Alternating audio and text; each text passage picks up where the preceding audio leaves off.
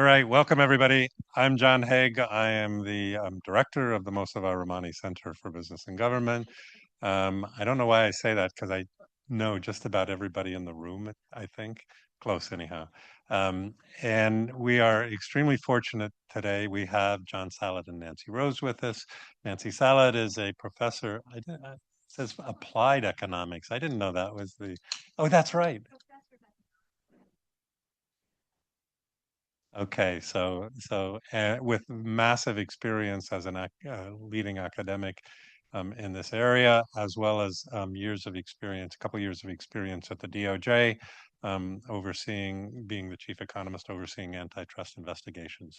And John Sallet, who is currently the lead lawyer for Phil Weiser, who's the Attorney General of Colorado. But the important aspect of that is that Colorado is the lead state in the lawsuit against Google for the Google search antitrust case. Plus, he's now working on multiple other state-led cases and incredibly knowledgeable. He was also the general counsel for the Federal Communications Commission. So we've got our two speakers. The topic tied to the tipping point: dislodging big tech monopoly power. Now that's a mouthful. But there really is an important question in there. At what points do market become so concentrated in some way that they tip to monopoly, and then it's very hard to reverse that? And how do you think about that? The one thing I would say that's a little different, this is work in progress. And the reason I say that is John told me that this was partially a motivation to make him and Nancy actually start to write their paper. Okay, so I will turn it over to them, and they'll leave time for questions towards the end. And thank you everybody for coming. Thank you, John. It is true, this is a draft presentation. We look forward to your views, and by we, I mean not just Nancy and myself, but the research assistants who've been so invaluable in the work so far, Rebecca Collins, Bhavani Pasamati, who've really collaborated with us in the thoughts and methodology that you're going to hear today. What we want to do is to give you a sense of our own thinking, because we start with a research hypothesis. We may not start with slides, but we can start with a research hypothesis. So I'm going to read these two slides, which I don't typically do, but I think it's important because this is really how we started this project.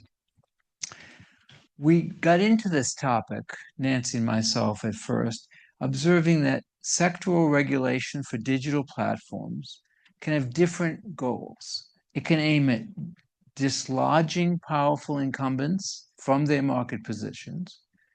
It can aim at constraining those monopoly positions from infecting competition in adjacent markets. It can do both. And the relative emphasis, one option against another, is an important public policy decision with significant competitive implications. Let's go through them. Monopoly profits are supposed to attract new entry. That is a core theory of antitrust. But that entry can be blunted by high or artificially bolstered barriers to entry. If one dislodges a monopoly, then one opens that market to competition. But also, monopolies can use their gatekeeper power, that's the word used in the European Digital Markets Act, gatekeeper, to limit competitive opportunities in adjacent markets. So constraining that monopoly power may leave it intact in its market, but limit the use of monopoly power elsewhere. Here's two examples. Dislodging. The Google search case in which I participate in the US is about opening markets to competition. It's why I should have emphasized at the outset, everything I'm saying is on my personal views. I'm not going to dwell on that case.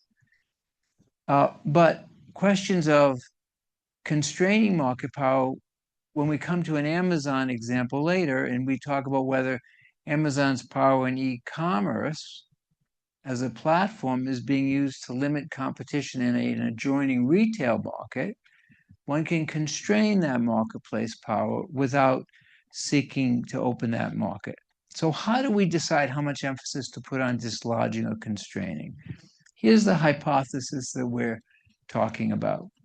Our hypothesis is that this choice in public policy, which has been it's a global choice for this decade, may well be intertwined with the adoption and potential misunderstanding of an idea that gained great popularity in public policy circles, namely that markets can tip into monopoly, and that once a market tips, restoring competition is either very difficult or perhaps even impossible.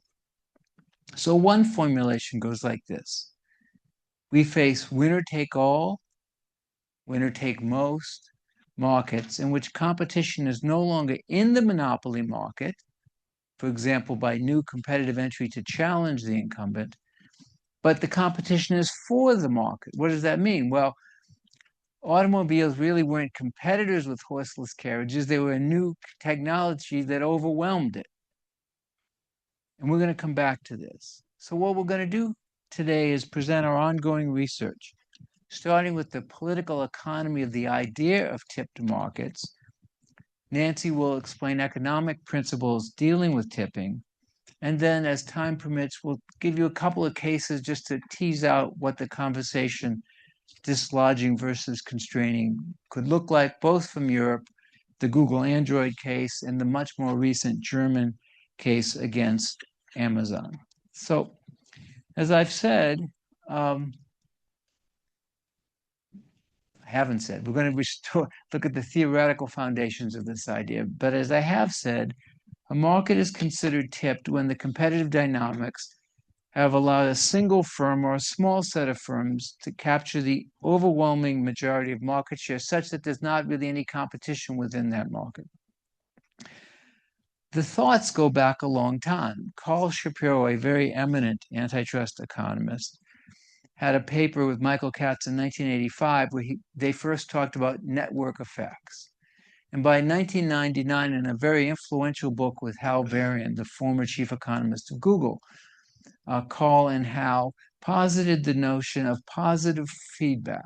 We might think that today as encompassing network effects. Positive feedback makes the strong get stronger and the weak get weaker, leading to extreme outcomes.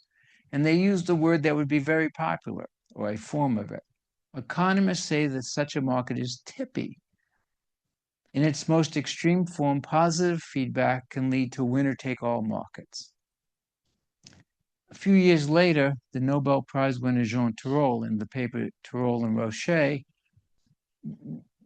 emphasized the role of two-sided business models. This is not a new idea, right? Every 19th century newspaper that had new advertisements in it was a two-sided model. But they brought it into sharp relief by noting the chicken and egg problem of getting two sets of audiences to participate at once. And this is a slide that I've used. It comes from the Google search case, but I don't mean it to be specific. Think of any digital platform that's advertising supported, just to get an idea of what we're talking about here. It tends to feature indirect network effects. Advertisers want to be in a place where there are users, scale efficiencies, and positive feedback, reinforcing the advantage. So this, which was used in the Google search opinion by Judge Mehta, follows the cycle from getting more users to getting more advertisers, because there are more users to reach, getting more data from the users, which in turn leads to higher quality search and search ads, which leads to more revenue, which leads to more money to buy the next set of access to users.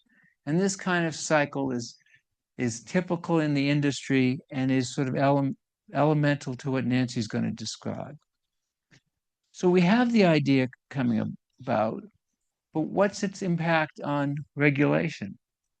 As early as 2004, there's a case in the EU, a Microsoft case, that had to do with bundling of the Microsoft Windows operating system with the Windows Media Player, which was an early way to play music online, an early legal way to play music online. And the EU was focused on intervening pretty quickly. Why? And this is really, I think, important, because it worried that there would be a point at which uh, a market would have tipped such that the entity, the incumbent, could no longer be subjected to any meaningful antitrust remedy because it wouldn't be sufficient. The remedies wouldn't be sufficient to overcome the externalities which tend to insulate network markets once they've tipped. This is important because now we're saying, well, what does this tell us about remedies? I mean, the EU wants to act early, but if it doesn't act until late, is the suggestion that there are no remedies available once a market is tipped? This has big policy implications. Over the course of the next years, the EU continues the thought. EU leaders long advocating for traditional competition instruments, and there's a series of cases. Microsoft, Google Search, Google Android. But by 2019, the very influential commissioner overseeing competition, Commissioner Vestager, is positing the power of platforms, that the way they control access for business as well as individuals poses a different kind of problem than competition has been used. And because there's a perception at this point that the commission investigations are too lengthy, competition rules are ineffective, and so the thought turns to new forms of regulation. The antitrust problem, this is my favorite octopus picture because it's an octopus as an early 20th century monopoly. Standard Oil is the typical US reference. But there's concern that antitrust is case by case. It must prove that conduct harms competition, and there's an opportunity for defendants to rebut it. There's a very specific record created, but that's a lot of work, but maybe it's too slow, maybe it's too generalist. We need specific expert authority. And slow is, as one author notes, it's a decision in Google Android, which Nancy's going to discuss. The investigation starts in 2011. The commission decision comes 7 years later. 2019, things change. This is from an article by Ann Witt, who's going to be a visiting scholar here in the next academic year, next fall. And she looks at a set of reports in 2019 that highlight a single idea. Once the market had tipped in favor of a player, an entrant, even with a better product, would find it exceedingly difficult to overcome the barriers to entry resulting from scale economies and network effects. So we're beginning to piece together different ideas. Remedies may be difficult, even a better product, right? The sine qua non of competition is the person, the entity with the better product has a chance to win. Maybe that's not possible. So it's looking like a really locked down marketplace in the view of some people, and it's reflected in these three reports. From the UK, the Furman report, named after Jason Furman, so whose office is feet away from here, very influential, and notes that platform business models tend to tip markets towards a single winner. The Vestager report, so-called Vestager report, issued in Europe, which doesn't use the word tipping, but talks about large incumbent digital players being very difficult to dislodge. That's the term we were talking about before, dislodging. The Stiegler report from the University of Chicago, chaired by Fiona Scott Morton, who spoke here and is a very influential thinker in these markets, and talks about bringing together the two notes we saw on the Shapiro and Tirole slide.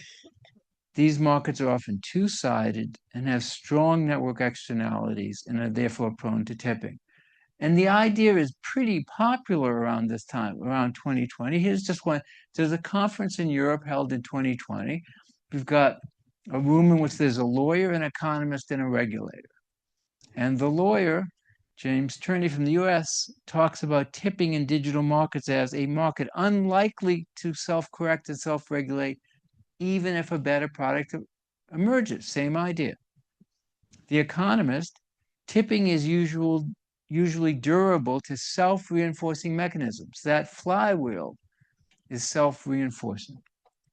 And an Italian regulator says regulation is needed aside from antitrust. And in fact, that's what happens.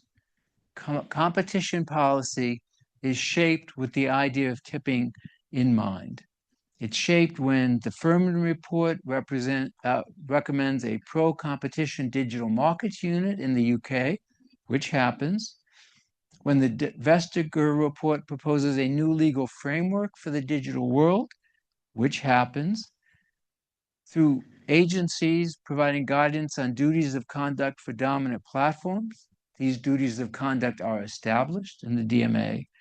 And the Stigler report, which talks about why a sectoral regulator should be seriously considered and thinks about the role of a regulator as an entity that can align the interests and incentives of platforms and key providers with those of consumers and societies, right? So how are the incentives going to work and what can regulation do about it?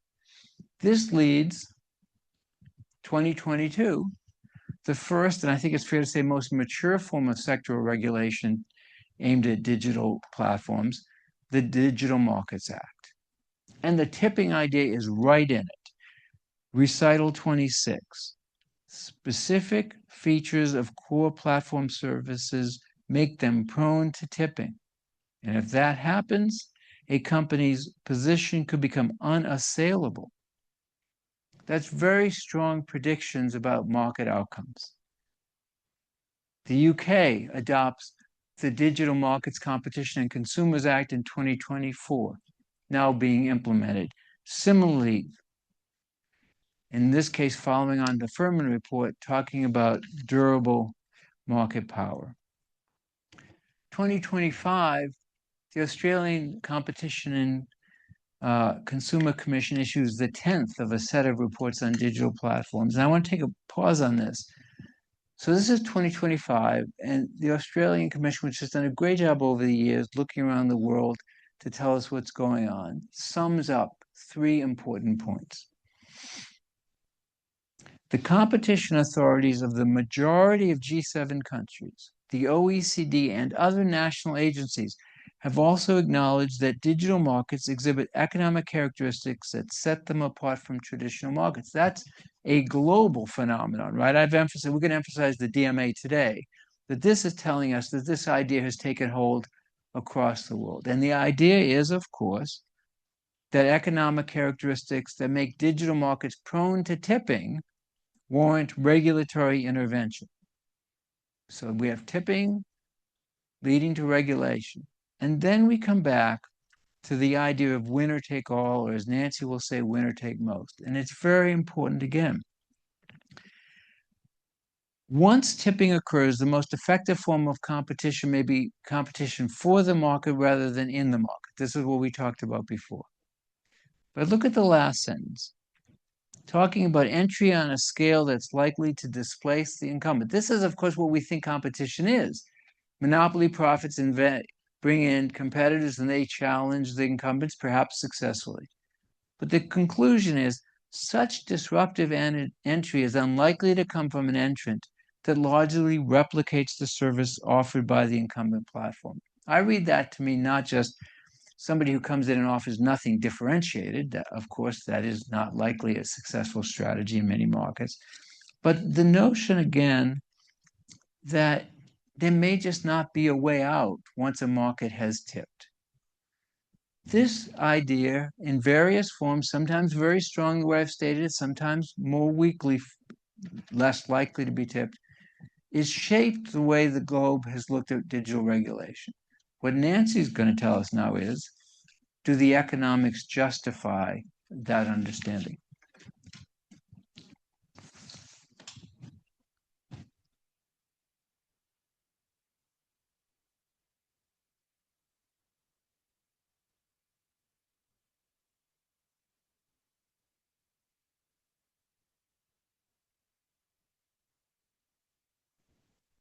So I want to spend a little bit of time just setting out how economists are thinking about these issues.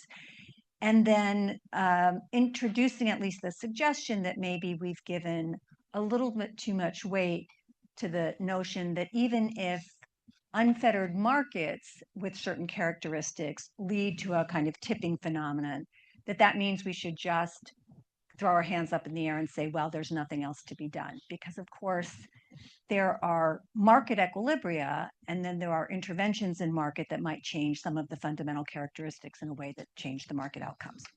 So as John said, the way I'm going to think about kind of the informal definition of tipping is when a market moves from a competitive structure, or at least a contestable structure, into a winner takes all or a winner takes most. Right? Even if we think about perhaps one of the most tipped markets at the present time, Google search, where in mobile, Google's got more than a 90 or 95% market share. There are other competitors. It doesn't have all of the market, but it's got pretty much most of it.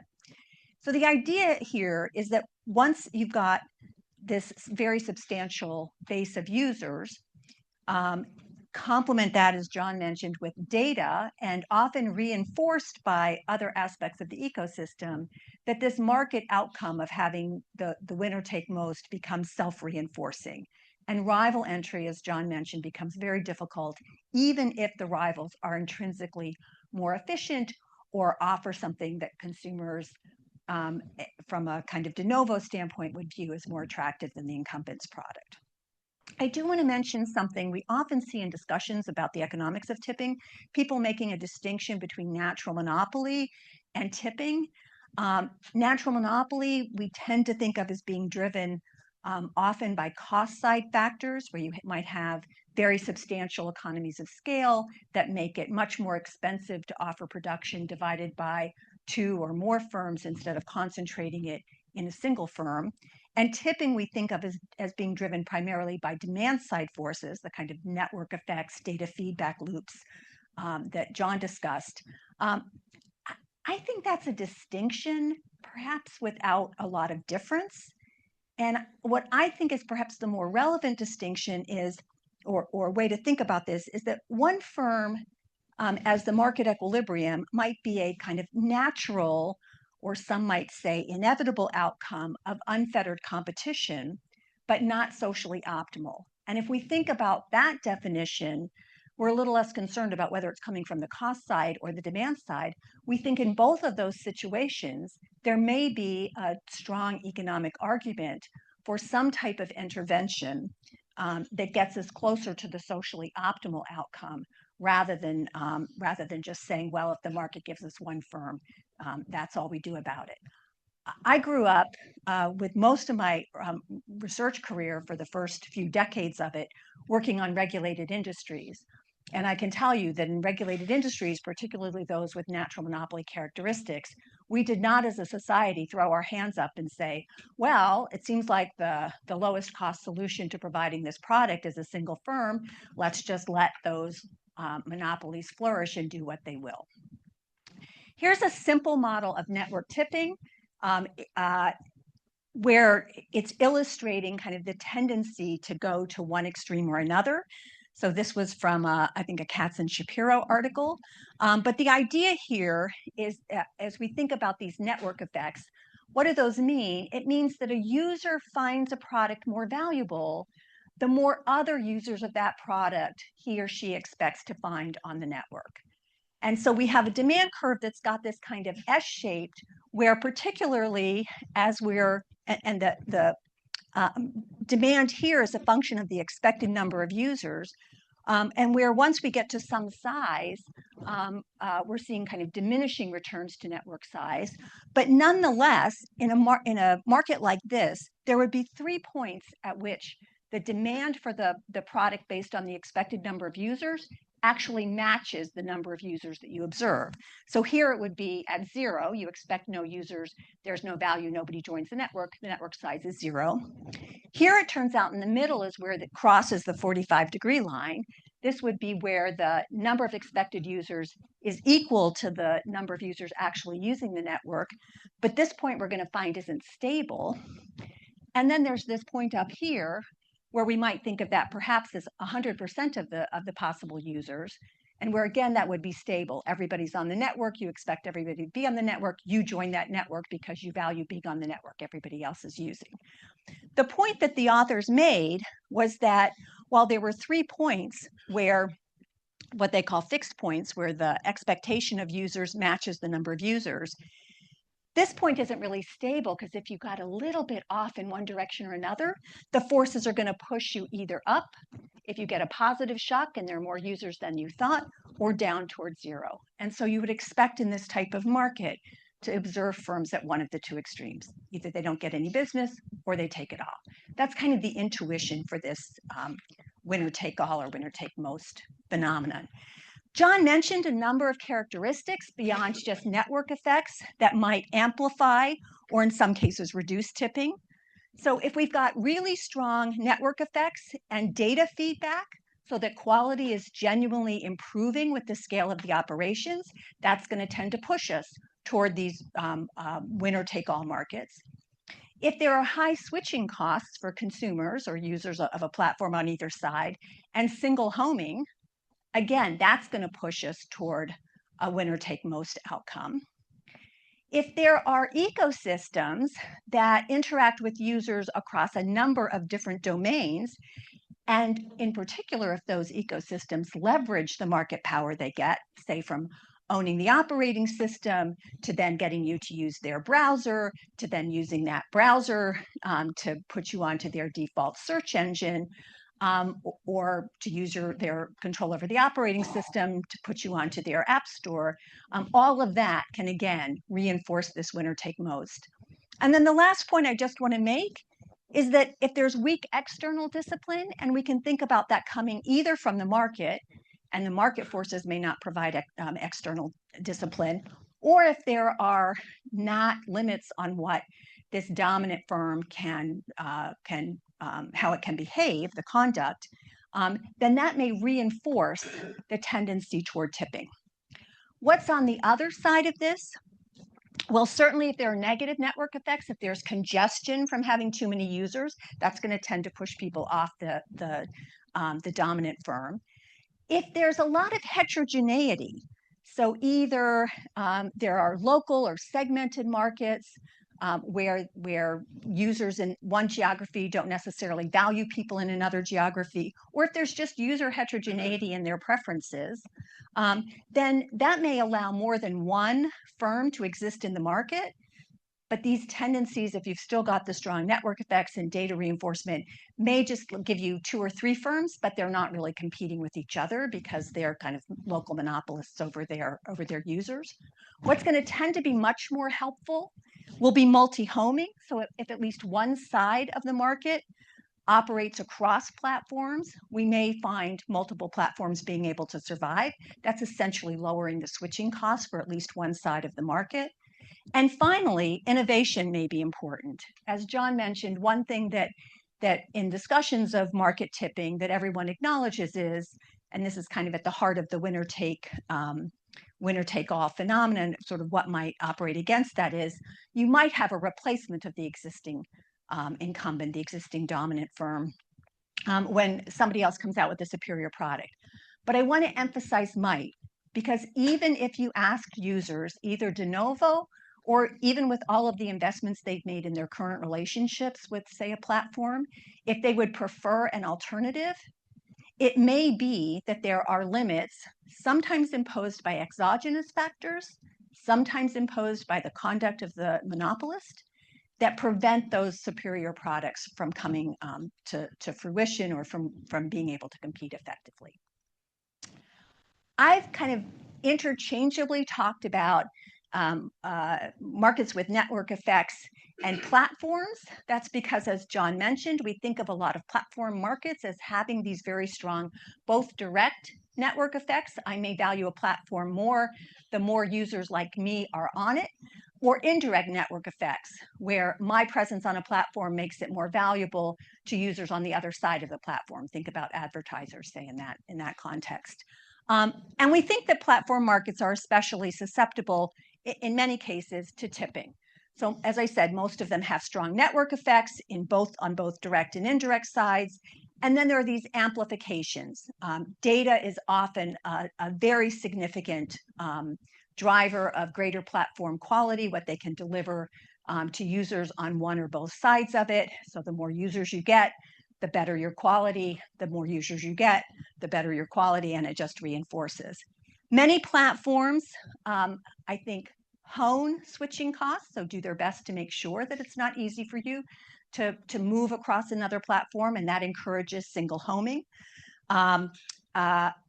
If platforms offer free services, it may be difficult for an entrant to come in and underprice the incumbent. That's a time-honored way for a firm to compete. A new firm to compete would be to offer a lower price than the incumbent, but that zero lower bound can act in a way that makes that more difficult. And finally, as I'd mentioned before, these kind of ecosystems where platforms are often bundling many complementary products, sharing data across these different products, and promoting them together can make it more difficult for, excuse me, for a firm to come in on a piece of the ecosystem and effectively compete. So this is not telling you anything that you didn't already know. John has talked about this. This is something that's that we all recognize. But I think what's really important and gets lost in some of the debate that John was describing is that while markets may not on their own untip easily in these situations, policy levers can change that outcome, or may be able to change that outcome. So the Danish Competition and Consumer Authority published a fantastic report on market tipping guidance for competition assessments in 2025. And they make a point of emphasizing that a tipped market can untip due to exogenous shocks like innovation or regulation. I'm not sure I'd call regulation exogenous. I think we get regulation when we have enough consensus among the polity that the outcome that we have at present is so far from the social optimum that we need to do something about it. But it would certainly be exogenous to the dominant firm in the market, or changing user behavior, or perhaps endogenous shocks. And we might think of innovation and regulation as having both an exogenous and an endogenous component to it. So the types of policy levers that might be used to increase, we're going to call it contestability or dislodging, or other factors that would try not just to constrain the conduct of the monopolist, but to facilitate entry and competition against the monopolist. The types of policy levers that might be used would include things like interoperability, data portability, restrictions on exclusivity so that the monopolist can't reinforce moats around its activity, constraints on tying and bundling across markets, and at the same time permitting challengers to engage in some of this activity so that they can get a toehold. This just goes back to something that we've understood for a long time in competition policy and in economics, which is the behaviors that might be perfectly fine for a new firm or a firm that doesn't have much market power to engage in as a way of building up their customer base, could at the same time be very harmful if we allow a dominant firm to engage in those.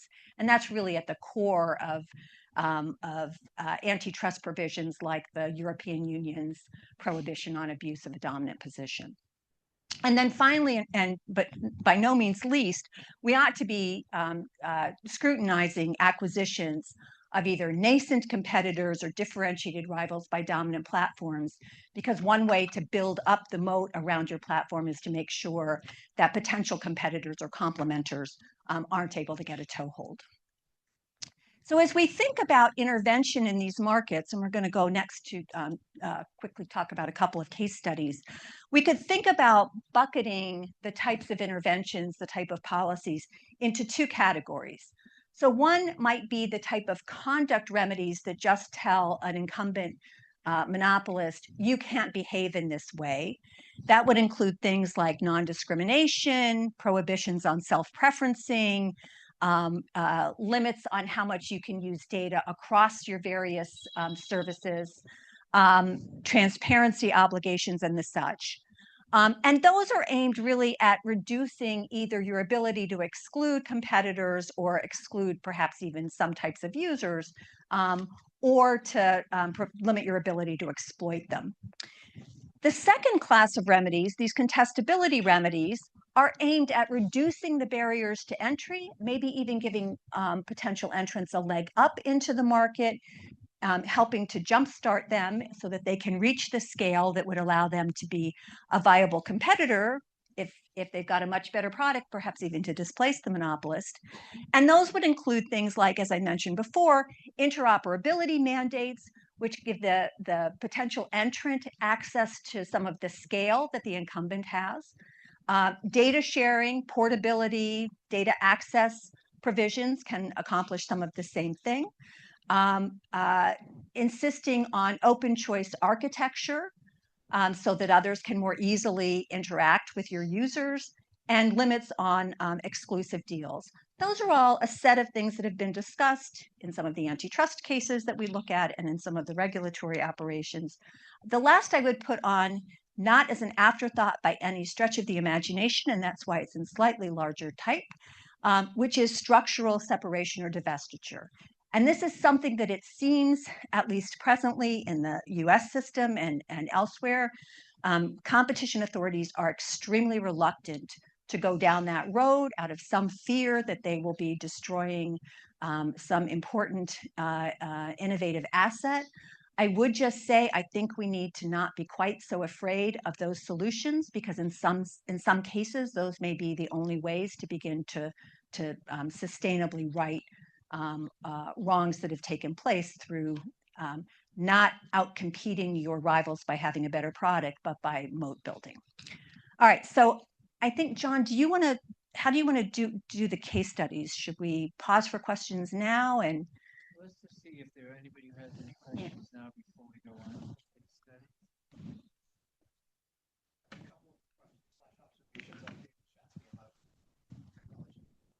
Politics fellow at the Belfer Center. So one of the earlier slides suggested, you're probably quoting some third party, that the low or zero marginal costs was one of the factors that would make a market more likely to tip. That is, make a leader more likely to be a winner take all market. But I didn't see it show up in your later sort of descriptions, and I wondered if you what role you think that plays. So I'm thinking less about the marginal cost. I think the slide that you may be thinking of, I was thinking less about the marginal cost than the price. And the problem I think that is sometimes argued to arise in those situations is that, even though economists like to say zero is just a number, we've got a continuum, that in fact there are real problems with negative prices, because you have the possibility for them to be taken advantage of in terms of creating kind of infinite money machines, if you're not really able to look at who's consuming your product. So I was thinking more of these zero price outcomes as being. Got it. The only reason I was asking was I was starting to imagine, so the focus here is on these digital markets, but as the economy itself becomes more digitized, and even sort of brick and mortar businesses acquire more data and learn to use it better, it's not hard to imagine that they could gain advantages from that data in ways similar to the purely digital markets, and potentially might be subject to the same kind of concerns. I don't know if you had considered that possibility. Yeah, I think of the and I don't know enough about the technology to say this with a lot of confidence, but I think of advantages that are gained by having access to more data as being similar to other types of scale economies, which certainly can lead, that's thinking of my home industries of public utilities, to the kind of natural monopoly outcome potentially. But if it doesn't have a big network effect, then we may not get as much tipping. It may just be that the larger firms with data access have an advantage. But if you can invest to compete with that, or if you get third-party data aggregators that can sell data to multiple firms, an entrant has the potential to come in. To the extent that's not possible and it's homegrown data, you may have the same type of outcome. But yeah, I would just add, some data may have more scale effects than other forms of data, and that might be an important distinction. Right? The data in search is individual user data that's valuable in predicting user preferences. Other forms of data might not have exactly the same effect. One would want to understand what the scale Yeah, curve if you looks think like. about some of the Amazon cases that have been brought where Amazon's argued to be using the data that it gets from operating the marketplace to be able to compete more successfully against some of the producers that are selling in its marketplace, that strikes me as not something that necessarily puts Amazon as the only market. That particular thing doesn't put Amazon as the only retailer. They've got an advantage through their marketplace, but there are probably other if you feel as a seller that Amazon's taking too much advantage of that, that may make you more likely to want to switch to another platform if one exists. So I don't, the advantage you get in terms of thinking about what products to brand Amazon Basics and sell may not transfer, even though that's data that's valuable if you want to produce batteries. Good. Thank you. Yeah. So while Paul is coming up, I do have to follow up on that question. So you made the comparison of natural monopolies to tipping monopolies, basically. And you said a distinction without meaning, kind of. And so my natural instinct when I think of natural monopolies is I go back to telecommunications, I go back. And that's your natural instinct, I think, with any of these. And I can't resist. But if you think about I want to shift a little bit to the remedy side, because everything you're talking about is orienting towards trying to create more contestable markets, which intuitively seems right to me.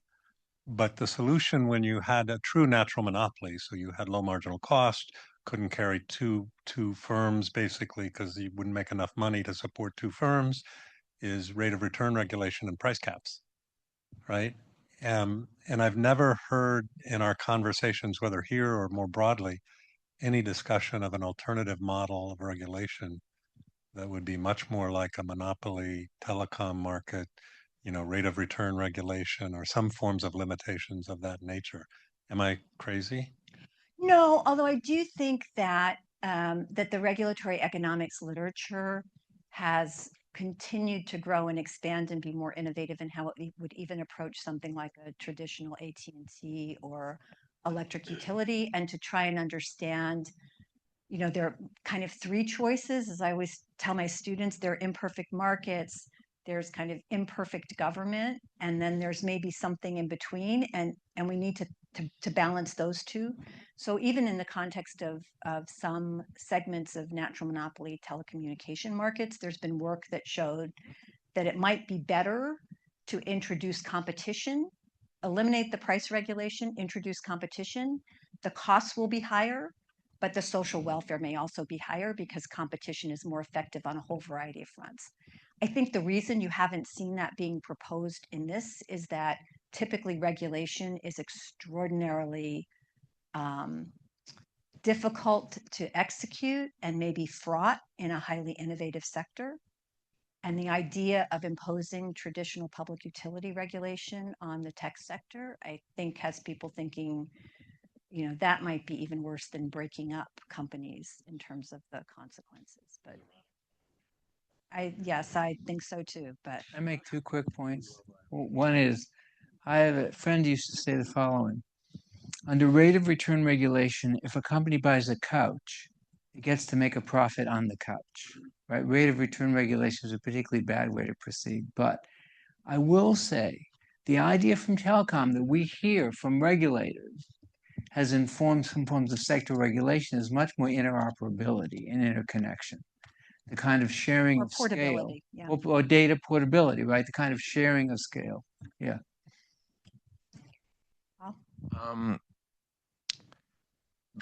Nearly all the papers that you cited were from the US, not quite all, obviously, Tirol and Rocher are over there, but nearly all the policy papers that you mentioned were from Europe, and all the action was from Europe. Why the difference? Is it an intellectual difference, the heritage of the ordo liberals versus Chicago, which many people think the same but isn't? Or is it that the lobbying power is weaker or the political system is weaker or something? So is your question, if U.S. economists have been working on these problems for a while, why isn't there more action here? Is that? Yeah, or more bluntly, Because there's why is the policy analysis and action coming out of the EU when the analysis is certainly available here and much of it produced here? Is that a deep intellectual tradition because the memories of the ordo liberals from the 1930s, which is a big thing in that tradition still, or is it the structure of the political system? I have an opinion, but if you'd like to weigh in first. I would like not to. Okay, so I would be happy to weigh. These are largely American companies that have more money than God. I feel as though that's a big piece of it. I think the other, there is undoubtedly some influence of the fact that, we were much more likely to regulate in the US. In Europe, they use state ownership for these kinds of industries that were problematic. We had privately owned companies that were subject to regulation, and there was a mass repudiation of economic regulation in the 70s and 80s and into the 90s. And so I think there is also an overhang from that where economists are quite aware of the dangers of regulation, as I said, particularly in innovative sectors. There was a reasonable amount of evidence that suggested that regulation hurt innovation in sectors. So I think that probably combines with the self-interest of the companies and a bit more skepticism by some of the academics.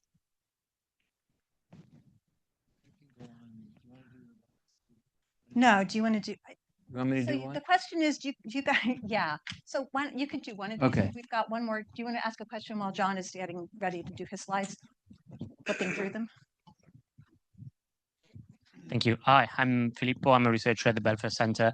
I'm not an economist by training, so apologies if some of my questions are not like super precise. But I have a couple of questions about Nancy's part on the presentation. You said that TIP markets are kind of similar to natural monopolies in a way.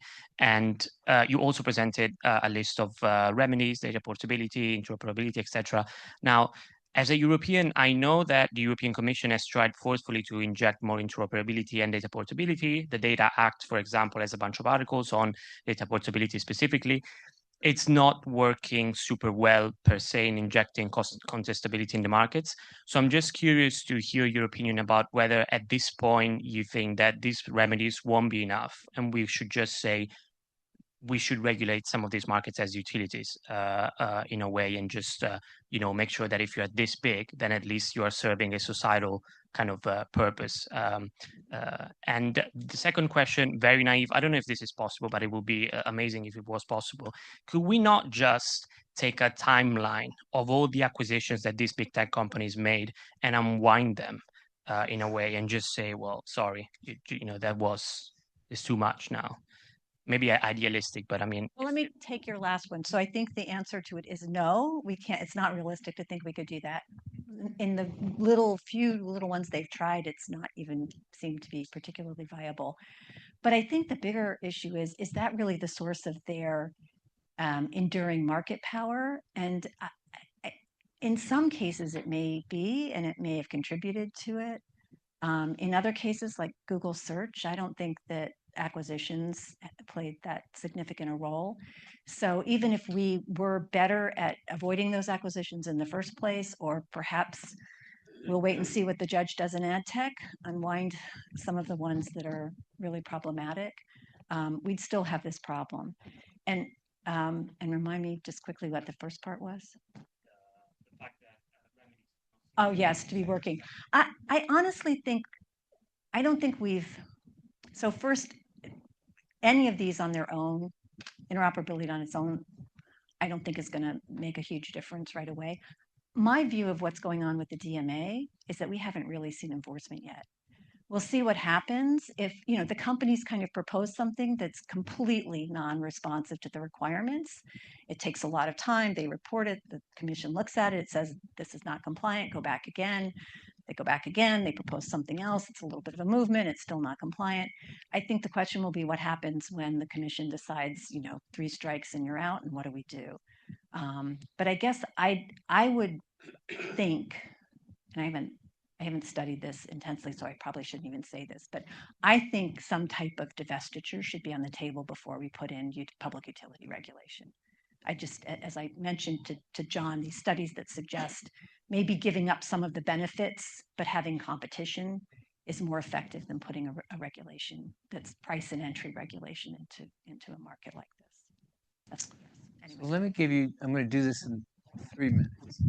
What we're going to do in our work is look at some specific instances. We're choosing European, but we're not going to limit ourselves to that. Of course, the UK, Japan, South Korea, Australia, Brazil, India, a number of nations have either enacted or considering the enactment of this kind of legislation. But just to give you a quick one, the Google Android decision, right? Google was tying, in a couple of different things, but tying search to the Play Store to Chrome. There's a tying between different products. What the EU under a competition case does is it basically requires the untying of these different markets. You could say that that constrains the Android market power, the operating system market power. It's not used to tie to other products. It also, though, has a provision to prohibit anti-forking of Android, right? That's the kind of remedy that potentially would lead to new companies being able to create their own versions of Android that could inject competition against the operating system. And that's what we mean by a kind of dislodging remedy.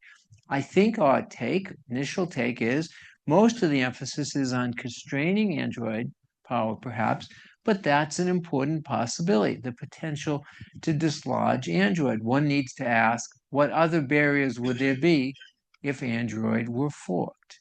Second, from Germany just this year, the Federal Cartel Office prohibiting a set of price control mechanisms that Amazon uses. I want to concentrate on one. Amazon, as the operator of a marketplace, the German Competition Authority believes, tells third-party sellers that it has to charge the same price on the platform as it does through its own website, through a competitive marketplace. Okay, so we have the marketplace being used in the views of the German competition authorities to advantage the Amazon retail prices because it can't be undersold on the Amazon platform. Why is this important? Well, in Germany, Amazon has 70% market share in the e-commerce space.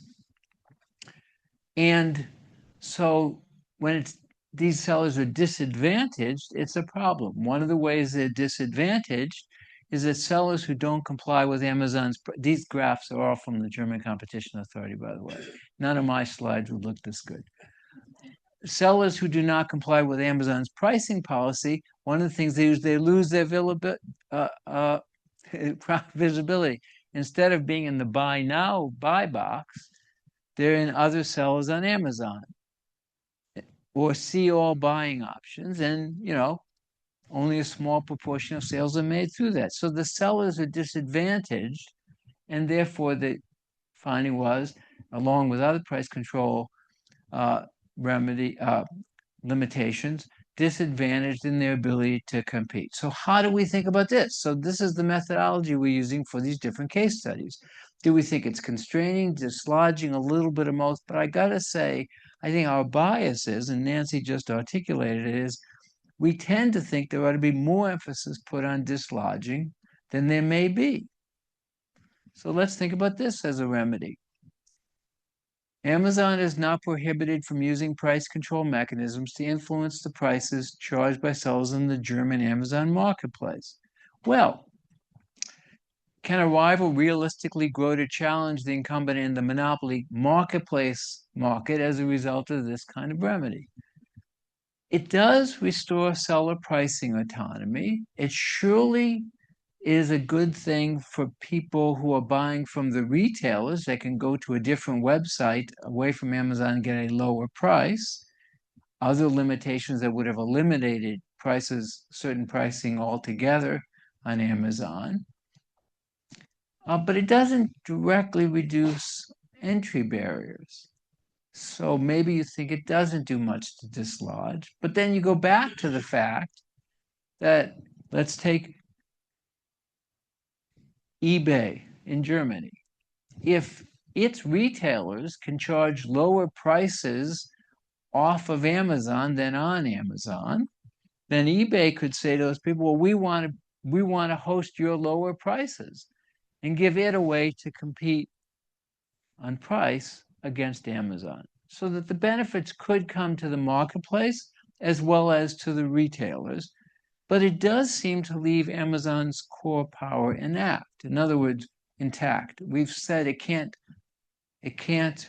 create one set of price controls or one set of rules, but maybe it can control other competition through other mechanisms. The power is pretty much left untouched, but we don't want to forget the possibility of marketplaces taking advantage of lower prices. So this is just an example of what we're going to do over the summer as we finish the paper. Go through these kinds of case studies, try to analyze them in some, frankly, let's just commit, qualitative fashion, but then use it to make suggestions about whether regulation can do more to open up markets. Why? Because constraining remedies may just civilize an entrenched monopolist without restoring real competition into the market. And remember, the incumbent then maintains the same economic incentives to limit competition because its market position hasn't been changed. But dislodging remedies may open the door to market selection of a better platform. And here's the thing. If you open up an incumbent market, you open up competition in that market, and almost by definition, you would limit the gatekeeper market that could be used, the gatekeeper power that could be used to harm competition in other markets. So this is the work we're going to do. We appreciate the chance to present our initial thoughts to you today. Nancy? That's it. Thanks. Thank you very much.